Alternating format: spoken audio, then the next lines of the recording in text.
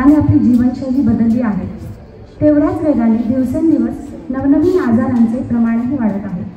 पण एक चांगलं घडतंय की कोरोनानंतर लोक आपल्या आरोग्यासंबंधी जागरूक झाले आहेत, आपल्या शरीर स्वास्थ्याकडे लक्ष द्यायला लागले आहेत, योग, ध्यान, व्यायामाला प्राधान्य द्यायला लागले आहेत। ती आजची सगळ्यात मोठी गरज आहे। योगशास्त्रातील असेच एक आसन म्हणजे वज्रासन। वज्रासन हा शब्द प्रत्यक्षात वज्र आणि आसन या दोन शब्दांपासून बनलेला आहे। यामध्ये संस्कृतमध्ये वज्र या शब्दाचा अर्थ खगोलीय वीज किंवा हिरा असा होतो, तर आसन म्हणजे बसणे। या आसनामुळे शरीरातील विखुरलेली ऊर्जा स्थिर होऊ शकते। याशिवाय शरीराला हिऱ्यासारखे कठोर बनवण्यास तो मदत करतो। या आसनाचे उपयुक्त असे फायदे मी तुम्हाला थोडक्यात सांगते। वज्रासनाच्या नियमित सरावाने पचनक्रिया सुधारते आणि बद्धकोष्ठतेचा त्रास दूर होतो। पचनक्रिया चांगली राहिल्याने अल्सर आणि ॲसिडिटी सारख्या समस्या दूर होण्यास मदत होते।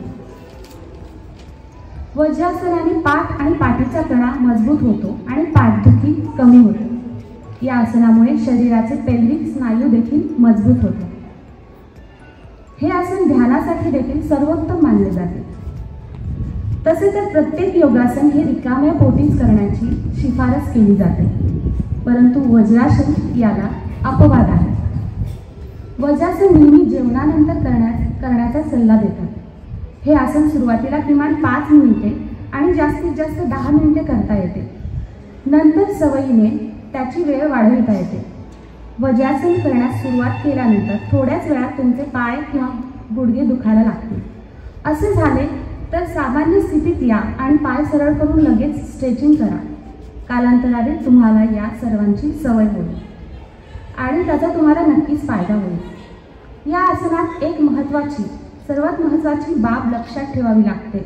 जर तुम्हाला गुडघ्यांमध्ये कोणत्याही प्रकारचा त्रास होत असेल किंवा शस्त्रक्रिया केली असेल तर हे आसन आपण वर्ज्य करावे आणि हे बाकीच्या लोकांनी दररोज करावे अशी मी अपेक्षा करते। धन्यवाद।